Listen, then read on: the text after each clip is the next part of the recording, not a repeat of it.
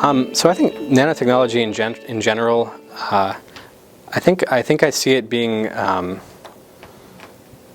see something of a quiet integration. I think that we're at a phase where nanotechnology is actually, as a technology, is starting to mature and level off. It's not that nanotechnology is going to change the world in the sense of, wow, everything is different, but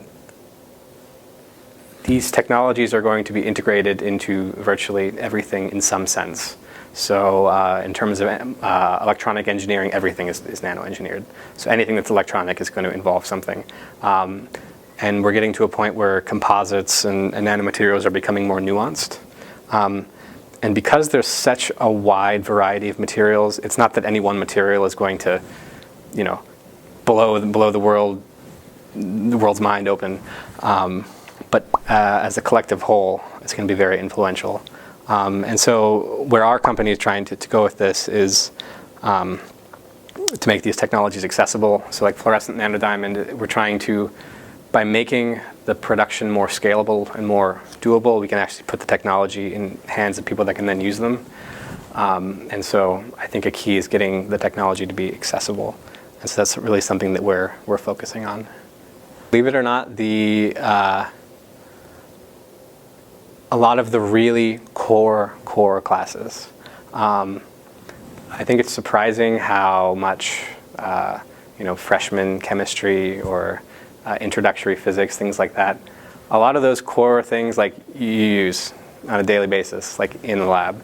And when you're learning them initially, you're like, oh, this is all stupid, but actually it's all very useful. And so I really appreciate a lot of my more advanced classes that I took later on. But having really good core fundamentals is better than taking a bunch of super advanced classes, because if you have really good fundamentals, you can learn anything new in the future. And so you can't be boxed into just one discipline.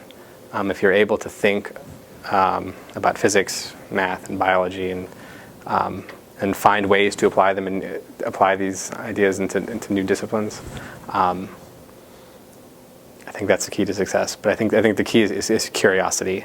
It's about seeing a material and then wondering how that material works. Because then if you understand how that material works, you can engineer it to do something new and interesting. And it's always exciting to work with people that are curious. Because then when you find a problem, you start tinkering with it, and you start tinkering, and then you discover something new. So yeah, curiosity is really, really important in this field, particularly because it's such a nuanced field. There are so many avenues that one can explore.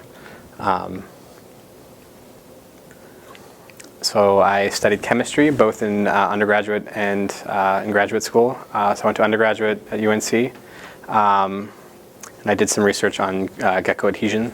So Gecko is sticking to walls. Then I went to Wisconsin, Madison, to study more chemistry, and there I focused more on nanomaterials, and particularly nanomaterials surfaces. So a constant theme in my past research has been surfaces and surface interactions.